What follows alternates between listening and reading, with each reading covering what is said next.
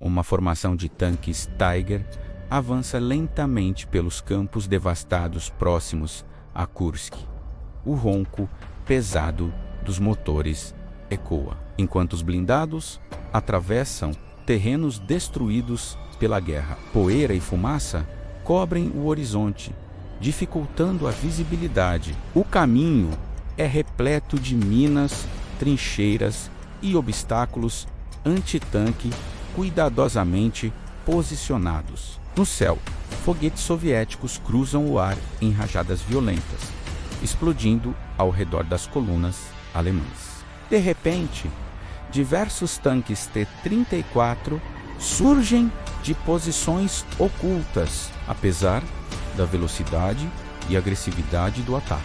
Eles enfrentam o poder destrutivo do canhão alemão de 88 mm, símbolo da engenharia militar alemã. Mesmo avançando sob fogo intenso, a resistência soviética se fortalece a cada metro conquistado. Novas formações blindadas começam a surgir no campo de batalha, deixando claro que a luta seria muito maior do que o esperado. Após a derrota catastrófica em Stalingrado, o exército alemão foi forçado a recuar em vários setores da frente oriental. As forças soviéticas avançaram profundamente, ameaçando centros logísticos e posições estratégicas alemãs. Entretanto, ao tentar cercar tropas inimigas em retirada, o Exército Vermelho acabou estendendo demais suas linhas de ataque. Aproveitando essa vulnerabilidade, forças alemãs lançaram um contra-ataque bem coordenado que recuperou territórios importantes. Esse movimento criou uma grande saliência ao redor da região de Kursk, formando uma protuberância estratégica nas linhas soviéticas. Para o alto comando alemão, essa posição parecia ideal para uma ofensiva, capaz de cercar tropas soviéticas e recuperar a iniciativa no conflito. A ofensiva recebeu o nome de Operação Cidadela. O plano era simples em conceito, mas extremamente ambicioso. Realizar um ataque simultâneo pelo norte e pelo sul da saliência, cercando as forças soviéticas, posicionadas no interior da região. Dentro do comando alemão, entretanto, surgiram divergências. Alguns generais defendiam um ataque imediato, antes que os soviéticos pudessem reforçar suas defesas. Outros acreditavam que os recursos disponíveis eram insuficientes para uma operação dessa magnitude. Enquanto isso, havia líderes que questionavam completamente a viabilidade de uma nova ofensiva no leste. A decisão final acabou sendo adiada diversas vezes. O objetivo era aguardar a chegada de novos equipamentos militares, incluindo tanques Panther, destroyers de tanques Ferdinand e um número maior de tanques Tiger. A liderança alemã acreditava que esses armamentos poderiam garantir superioridade tecnológica e permitir uma vitória decisiva. Esses atrasos, porém, deram aos soviéticos tempo precioso para se preparar. Por meio de redes de espionagem e informações obtidas através de aliados, o comando soviético passou a conhecer detalhes importantes da ofensiva alemã. Com base nessas informações, foi elaborado um plano estratégico diferente do habitual. Em vez de lançar ataques preventivos, a estratégia soviética consistia em permitir que o exército alemão atacasse primeiro, desgastando suas forças contra defesas cuidadosamente preparadas. Após enfraquecer o inimigo, grandes reservas seriam utilizadas para lançar uma contraofensiva devastadora. Ao redor de Kursk, os soviéticos construíram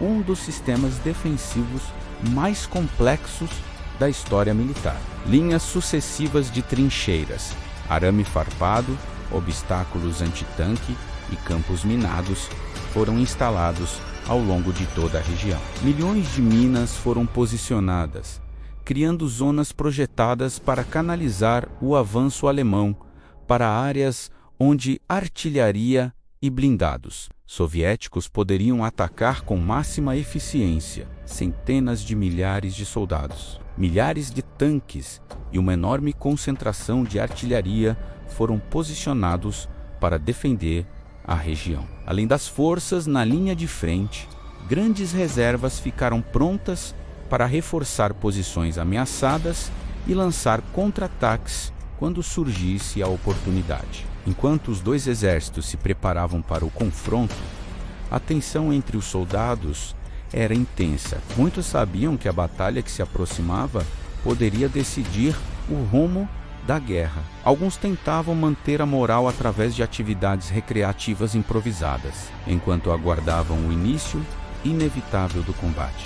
Quando a ofensiva começou, o campo de batalha foi imediatamente tomado por bombardeios massivos de ambos os lados. Artilharia pesada e ataques aéreos transformaram a região em um inferno de fogo e explosões. Tropas alemãs avançaram lentamente através das defesas soviéticas, enfrentando resistência feroz em cada posição. No setor norte, forças alemãs encontraram enorme dificuldade para progredir. Campos minados, artilharia concentrada e contra-ataques constantes reduziram drasticamente o ritmo da ofensiva. Mesmo quando unidades blindadas conseguiam avançar, frequentemente ficavam vulneráveis sem o apoio adequado da infantaria. Os combates tornaram-se especialmente violentos em pequenas cidades fortificadas. Em alguns locais, batalhas ocorreram casa por casa, com soldados lutando em combates extremamente próximos. A destruição era tão intensa que muitos veteranos compararam essas batalhas aos piores confrontos urbanos da guerra. Enquanto isso, no setor sul, as forças alemãs conseguiram avanços mais significativos. Divisões blindadas de elite romperam algumas linhas defensivas soviéticas e ameaçaram posições estratégicas. Mesmo assim, enfrentaram dificuldades logísticas, terreno difícil e resistência cada vez mais organizada. Os soviéticos responderam com contra-ataques sucessivos utilizando reservas blindadas. Esses confrontos culminaram em uma das maiores batalhas de tanques da história. Nas proximidades da cidade de Prokhorovka, centenas de blindados colidiram em um combate caótico e extremamente violento. Tanques avançavam em alta velocidade, enquanto disparos eram trocados a curta distância. A fumaça, o calor e os destroços criaram um cenário de confusão total.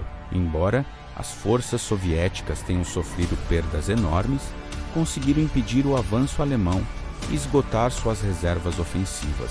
Apesar de alguns sucessos táticos, a ofensiva alemã começou a perder força. Problemas mecânicos afetaram muitos dos novos blindados, enquanto o desgaste constante reduzia o número de veículos operacionais. Ao mesmo tempo, forças soviéticas preparavam contraofensivas em larga escala. Com ataques simultâneos em vários setores da frente, os soviéticos conseguiram recuperar rapidamente a iniciativa. Tropas alemãs, já enfraquecidas, foram obrigadas a recuar diante da pressão crescente. Nos meses seguintes, as forças soviéticas retomaram territórios importantes e iniciaram uma série de avanços que empurraria o exército alemão continuamente para o oeste. A Batalha de Kursk marcou o último grande esforço ofensivo alemão na frente oriental. Após esse confronto, a Alemanha perdeu definitivamente a capacidade de conduzir ofensivas estratégicas em larga escala contra a União Soviética. A partir desse momento, o equilíbrio da guerra mudou de forma irreversível. Kursk tornou-se símbolo não apenas de uma vitória militar, mas de uma transformação completa no rumo da guerra. O confronto demonstrou a força crescente do Exército Vermelho e marcou o início do avanço soviético que culminaria anos depois na queda de Berlim.